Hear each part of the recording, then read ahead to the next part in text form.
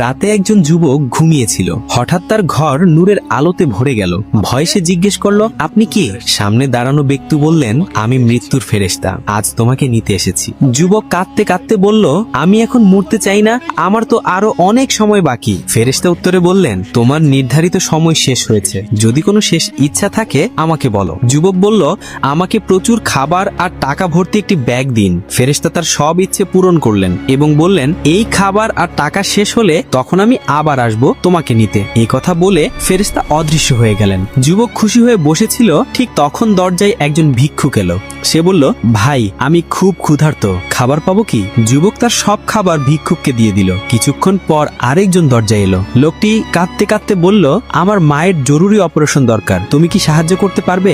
যুবক তার পুরো টাকা ভর্তি ব্যাগটিও লোকটির হাতে তুলে দিল। সবকিছু দিয়ে ফেলার পর সে ভাবলো, এখন তো আর কিছুই নেই, মৃত্যুর ফেরেশতা নিশ্চয়ই আবার আসবেন। শেষ মুহূর্ত ভেবে সে নামাজ পড়ল।